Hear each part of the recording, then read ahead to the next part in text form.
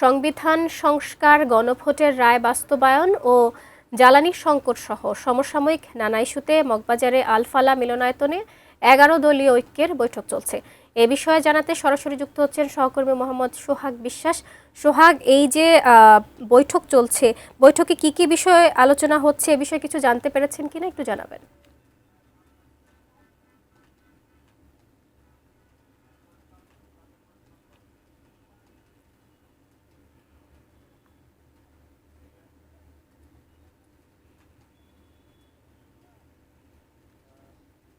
মগবাজারের জামায়াত ইসলামীর যে কেন্দ্রীয় কার্যালয় তার পাশে আলফাল্লার মিলনায়তনে জামায়াতের কেন্দ্রীয় কমিটি এবং সেই সাথে ১১ দলীয় জোটের একটি সভা এরই মধ্যে শুরু হয়েছে। এই সভায় সভাপতিত্ব করবার কথা রয়েছে জামায়াতের আমির ডক্টর শফিকুর রহমানের, যদিও তিনি এখন পর্যন্ত এই সভাস্থলে এসে পৌঁছাননি আমরা যতটুকু জানতে পেরেছি।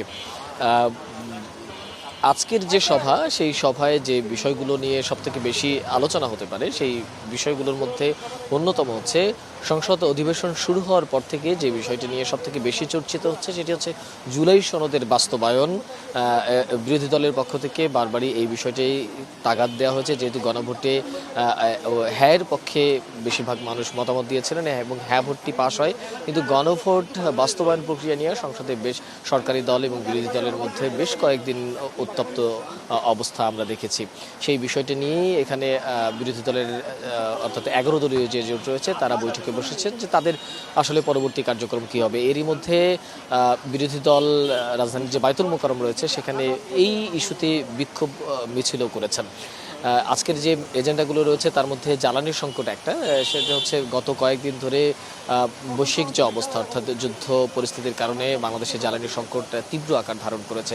সেই জ্বালানি সংকট মোকাবেলা বা জ্বালানি সংকট নিয়েও বিরোধী দলের আজকের এই বৈঠক। এছাড়াও নানা আরও বেশ কয়েকটি ইস্যু রয়েছে, সেই ইস্যুগুলো নিয়েও তারা আলোচনা করছেন এবং সেই আলোচনার পরে তারা যেটি জানিয়েছেন যে বেলা ১২টার দিকে একটি আনুষ্ঠানিকভাবে সংবাদ সম্মেলন করতে পারে এবং সেই সংবাদ সম্মেলনের মধ্য দিয়ে তারা আজকের যে আলোচনার যে সূচিগুলো রয়েছে বা আলোচনার যে বিষয়গুলো রয়েছে সেই বিষয়গুলো নিয়ে সংবাদ মাধ্যমে কথা বলবেন। সব থেকে বেশি যে বিষয়টি মোটা তাকে বলা যায় সেটি হচ্ছে তারা জুলাই সনদ বাস্তবায়ন প্রক্রিয়ায় বা জুলাই সনদ বাস্তবায়নের ক্ষেত্রে বিরোধী দলের কী ভূমিকা হতে পারে সেই বিষয়গুলি নিয়েই মূলত এখানে আলোচনা হয়েছে। এই ছিল আসলে আমার কাছে থাকা মগবাজারের যে আলফাল্লায় জামায়াতের সহ ১১ দলীয় জোটের যে বৈঠক চলছে সেই বৈঠক থেকে সর্বশেষ খবর।